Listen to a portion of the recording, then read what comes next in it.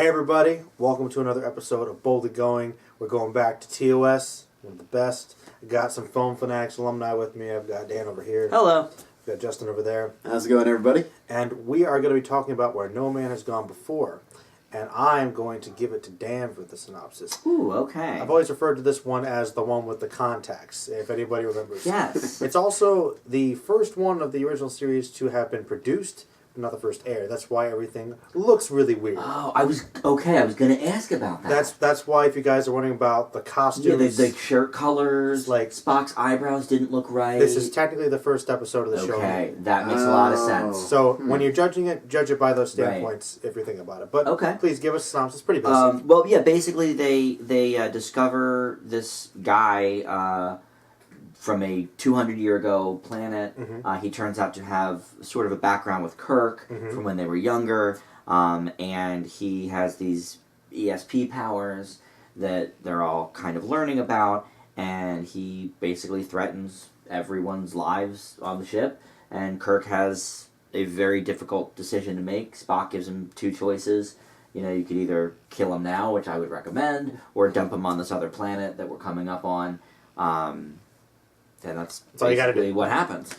I really like this episode. It's considered one of the better ones. Yeah, I really did like it. I'm glad you pointed that out, though, because I was wondering why everything was so topsy-turvy in this episode. Think of this. They're all wearing like these lime green kind of shirts. This would technically be the first pilot. Okay. Just not aired correctly. Oh, okay. Interesting. Yeah, so that's if you guys are wondering about that, that's why that was. Well, and I also noticed I don't know if she didn't have any lines, I don't think, but I don't even think Nichelle Nichols was in this episode. I don't think McCoy was either. And McCoy wasn't in it, and then the other characters really barely had any screen time.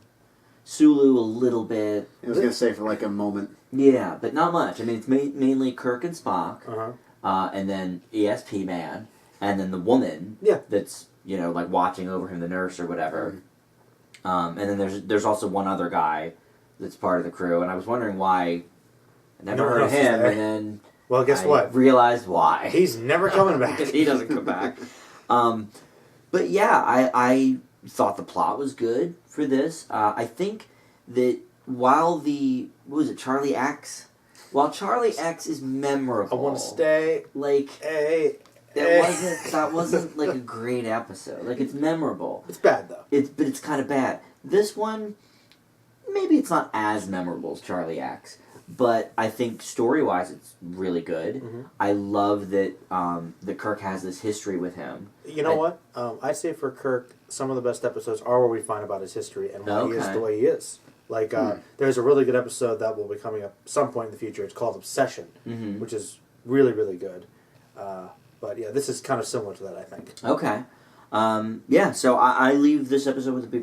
Nice. But before we go to Justin, I do want to ask, literally, because the effects of this episode are kind of well known, how did you feel about the context? Because there's a story, they struggled with them. Well, like the actor. What's funny about that is I actually thought that that the effects themselves were okay. Like, he sort of electrocutes them, I guess, or shocks them or whatever. Yeah. I thought that was kind of cool looking. Okay. Knowing what a minuscule budget the show has. But I did think about the context. I wasn't sure whether they were contacts, whether that was like, I mean, I guess I kind of knew they didn't do it in post, but I didn't know if it was like makeup or I didn't know what it was, so it was actual contact. And so I personally think that actor gives a good perforance. Yeah, and knowing that he's in pain he all was the time. in some serious pain with those. Those were not good to wear. Huh. So that's worth noting. Yeah. So Justin, what do you think about this one? Well, this is one that I learned a little bit too much about by accident. Uh-oh. No. There's a little bit of a story with this one. You read 20 reviews about it online. And that was accident. Yes and no. Okay. This requires a little bit of context. Okay. So, as I'm sure you gentlemen both remember, back when Into Darkness was coming out, not a whole lot of people knew what was going on with Benedict Cumberbatch as the villain. Yeah. So, as I tend to do with just about anything on Internet Movie Database, I scoured the boards, and lo and behold, I came across one that was all about, who do you think Benedict Cumberbatch's character is? And some said Khan, and lo and behold, they were actually right. But Gary Mitchell came up remarkably quite a bit. Mm-hmm. Boy, that would have been interesting. There are a couple of other interesting directions they could have gone with Star Trek Into Darkness other than Khan. Yes, that he would have been a possible one. So needless to say, after seeing this like overwhelming influx of Gary Mitchell name drops, I Google him, get sort of the rundown of this, and here we are. So okay, so you know a lot going into this one. I knew more than I thought I was going to. We'll start there. It's not bad. That said, this is still a fantastic episode. Good. I think it's still very much in the TOS camp, which I have absolutely no objections with. Justin loves the cheese no matter what. Oh yeah. I mean, it's probably the best part about TOS. It is. That's what I said. I agree.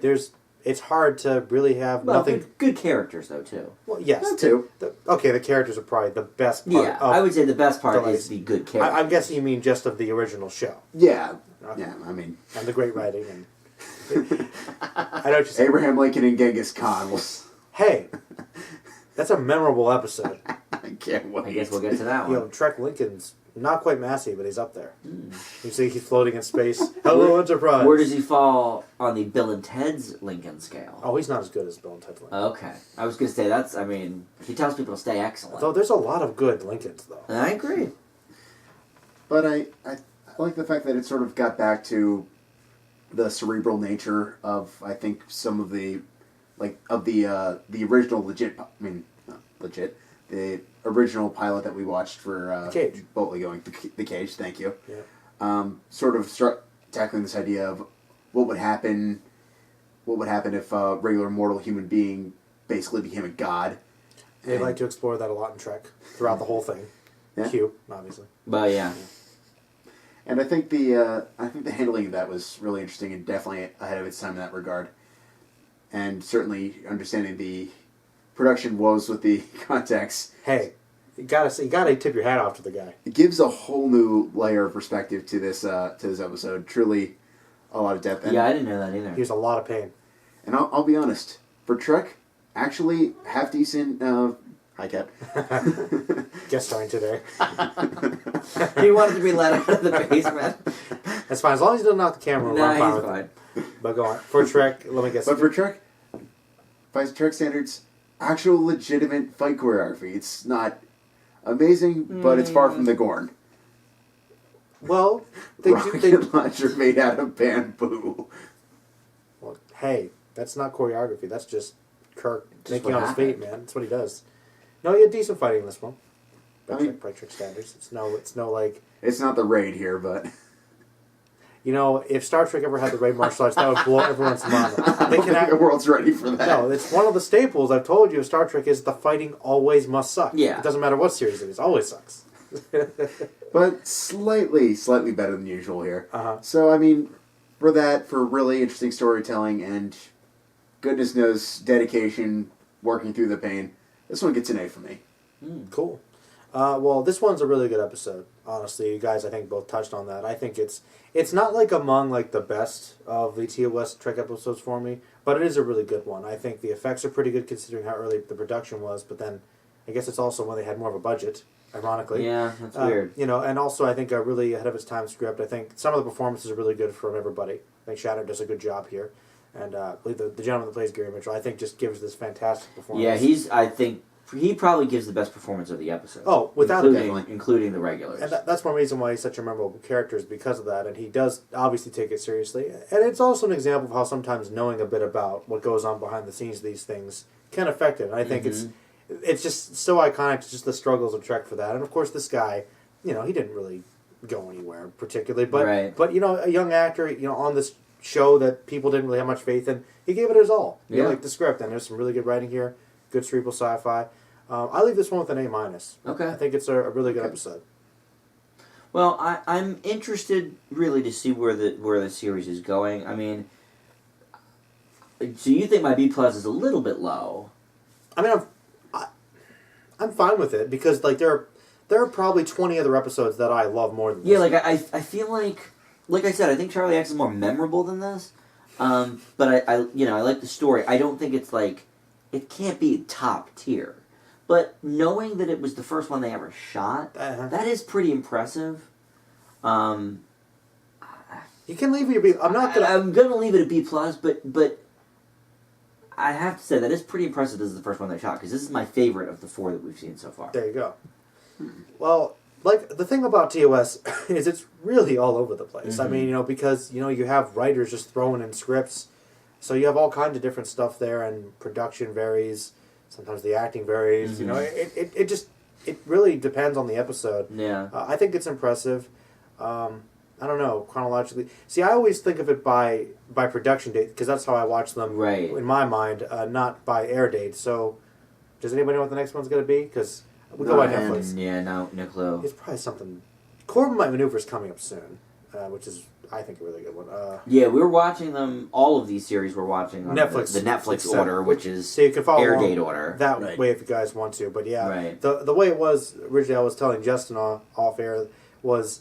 When I grew up, there was a VHS collection, and it was cool because it had the air date and production date. But the way they were numbered was by production date, which is why you had Cage 1 and Where No Man's Gone 4 was 2. So I never know what's coming with TOS when I'm not thinking ahead. So, but I've seen them all, so it doesn't matter. But it's interesting though, and I think that does say a lot. Yeah, I'll say this much: I do think that season 1 has a lot of good ones. I do think that season 2 might be the strongest. Season 3's got a lot of the iffy ones, but also some gems there too. It's just there's no like formula of up and down because it's very episodic. So it was anything goes basically. Sure. And I assume basically every episode's more or less of a standalone story. Most of them, yeah. I mean, it's like I said, the individual like episodes don't coincide with each other directly, but if you pay attention, it's interesting. Maybe it's because the actors have more chemistry. And they do occasionally reference other things that do happen. The characters do grow throughout the seasons. I was going to say... So there is a sense of continuity, which is... probably also get more well established. That too. As the episodes go on, Well, okay.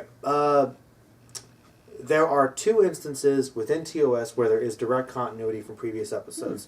There's an early episode you'll be watching in Season 1, unfortunately, which gets a callback later on where that character returns. Okay. And then there is... a special 2-parter which directly relates to some other stuff. So yeah, there is some continuity, but most of it I think is just natural growth, progression with the actors getting more comfortable. Like you feel like as you're watching it, it really feels like they've known each other for a long time, and that might just be the actors more than anything else. But probably a little bit of both. I've always felt like there's some continuity despite the heavily episodic nature of it, which I don't know. What do you guys think? That's... I mean, honestly, that would be kind of a rarity for 60s TV, so I would be surprised if there was a lot of continuity. I mean, most 60s TV is pretty episodic by nature. I'm thinking something like, I don't know, like... I mean, Star Trek's always ahead of its time, so I wouldn't be surprised, but... Like I said, I think that might be portrayals. I'm thinking something like Gilligan's Island where, obviously there's a lot of standalone things, but you get a sense they've been through a lot of things. Right. Something like that. Yeah, okay. That makes sense. Something along those lines. Yeah. But yeah, so as the actors get to know their characters and each other, like you have a sense of callbacks, like when you watch each episode and Bones gives Kirk a hard time about something, you get used to it, and there's more build up, and then when things get more tense between characters, like between Spock and Kirk, you'll sense like because they've been through so much, this means a lot. Like there's some heavy drama in these early episodes, maybe a little melodramatic, but it's definitely there. All right. So yeah, I'd say it's up and down. There's no like, it's not like the series gets progressively better or worse. It's episode by episode with this one. Whereas, well, I definitely like this one the best. This episode of the TOS. Okay, there we go. I didn't think no, not of all of the ones we've watched. I thought so DS9 was probably best, right? Or was it Voyager? I think it was a DS9 that I gave the highest grade to. I don't know. Yeah. No, I haven't given any A pluses yet. I say A-. Oh, A-. Yeah, I think there was an A- somewhere in there. Yeah. It could have been. I mean, I know at least one episode. I did like the cage, though. That's true. Yeah. I didn't like that there wasn't anybody in it except for Nimoy. I think it might have been the one where it was DS9 where Odo was on trial. Yeah. Yeah, that was pretty good. I like that one. That was a solid one, yeah. Well, DS9 will probably have more aim range stuff. Yeah, and next that's gen. what I hear. Though next gen for me probably will. Next gen, I will say, you only go up. Is it? Yeah. Is it about to get good or no? I remember really Dark days enjoying ahead of us. Next Gen as a kid. As I told you many times, the early ones are not the good. first season or two of Next Gen, unfortunately, kind of sucks. Yeah. And it's not a lie. It's accepted. People don't talk about it that much. They talk about the great Next Gen, which is the last 5 Once years. Guinan shows up.